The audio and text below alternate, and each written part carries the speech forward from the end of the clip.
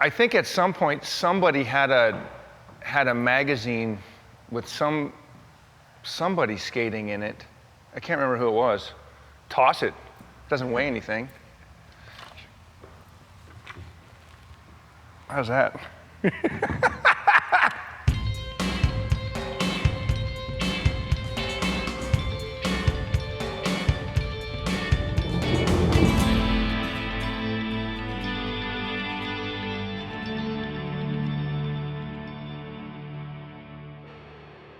I got introduced to skateboarding probably by older teenagers riding Black Knights, clay wheels, maybe metal wheels.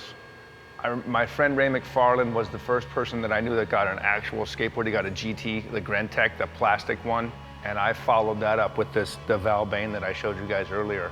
I rode a bunch of other boards, but this was the one that I got that was mine, my first board. It was in my mom's closet. It was hidden underneath a bunch of crap, and I was looking for a baseball glove or something. I was like, where the hell? Oh wow, my skateboard. My mom and dad divorced when I was 9, and my dad moved to Manhattan Beach. So I started spending a lot of summers and weekends down at Manhattan Beach, and then that's all of a sudden you're running into guys that are skateboarding all the time. And that would have been about 72, 73. So it kind of all happened for me at once. It was just the coolest thing ever. So, you don't have to know how to do anything, just stand on this board and you spend a lot of time licking your wounds. My mom remarried and moved out to Woodland Hills, and that was the time where skateboarding probably became a little more serious for me, building ramps, starting to skate in pools that you would drain. They opened up Reseda Skater Cross, which was a 30-minute bus ride for me, so we would go there all the time.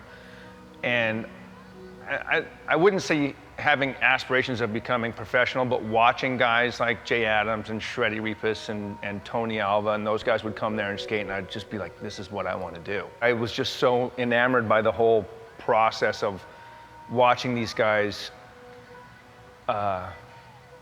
have so little consideration for themselves and others around them that I loved that part. I was like, this is just the coolest shit ever. Back then, if you were wearing a leather jacket with spikes and something like that, and you saw a guy across the street with leather jackets and spikes, you'd go across the street to talk to that guy because you're 2 people out of the hundreds of thousands in the city that you're in. Same thing with skateboarding. If you were skateboarding down the street, saw a guy skateboarding on the other side, you'd cross the street to go talk to him, like, hey, where were you skating? Let's see your board. You'd just talk about things because there weren't that many of you. Maybe that connection is what kept me in skateboarding, kept me in punk rock. It's it really is a we attitude. You'd show up at a pool and there'd be 5 other dudes there and they'd be stoked to see you. Yeah. It wasn't hey, get the fuck out of here. It was dudes. And then all of a sudden you're all there skating a pool and, learning new things and trying new moves and, and then Burt Lamar would show up and you'd go, fuck, he's so good. I'm so mad.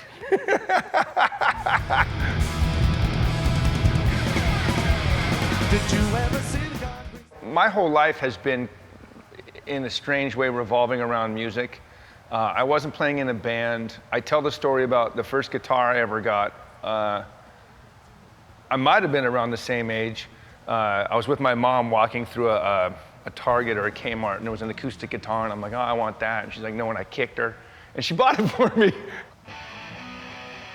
At that time, it was still really small, Hollywood kind of Los Angeles. So I think, when you stop and think were people fans of anything, it was Black Flag and Fear, and Circle Jerks, maybe the Germs, and then everybody else was just kind of paddle thrashing, trying to make something happen.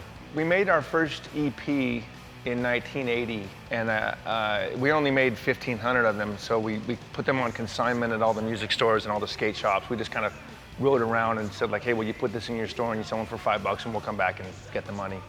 And we got enough money to make an album. And so that album came out in '82 and it was called How Could Hell Be Any Worse? And that was when the band became something bigger than what we thought it was. We sold a lot. People were taking them and sending them to the East Coast. Wholesalers were sending them to Europe. And so we started getting fan letters from people all over the world saying oh, I got your record. I'm like, how did you get our record? cut to years later when I was working at Epitaph. This would have been 89.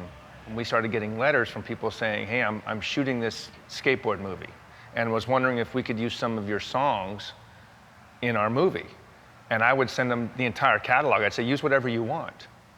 I still get letters to this day. Oh, the first time I ever heard your band was on this skate video, you know, some movie that somebody made on a Handycam with Bad Religion as the background music. That put us right in that mix of like that swell of skateboarding becoming wildly popular, more popular than anybody could have ever imagined.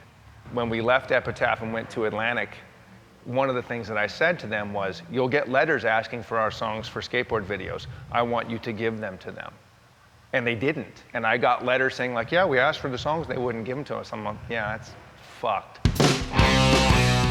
In the history of this band, one of the biggest single events was having the song You on Tony Hawk's Pro Skater 1. To this day, still people go like, the first time I ever heard your band was You on that Tony Hawk 1.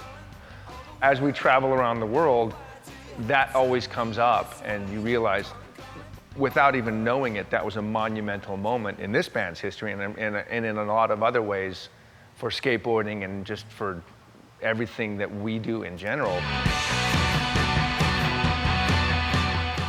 I have always seen Southern California hardcore as connected to surfing, skateboarding, snowboarding now.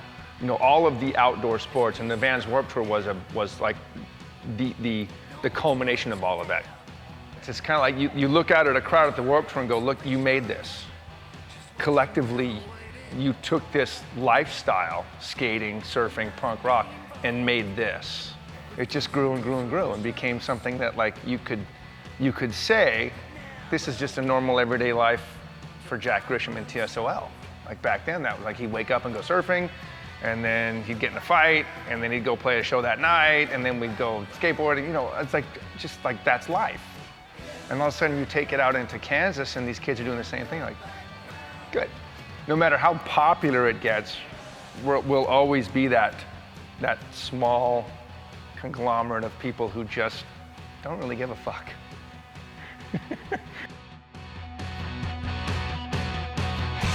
I'll never stop skateboarding.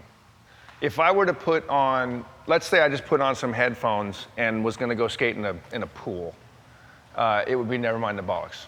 Just because that brings me to that time in my life where I'm irreverent about myself and everyone around me. I don't give a fuck, get out of my way, I'm gonna go skate. You know, I get normal people that say, oh, I've never heard of your band. I go, well, were you ever 18 and had a skateboard? No, yeah, then you wouldn't know who we are.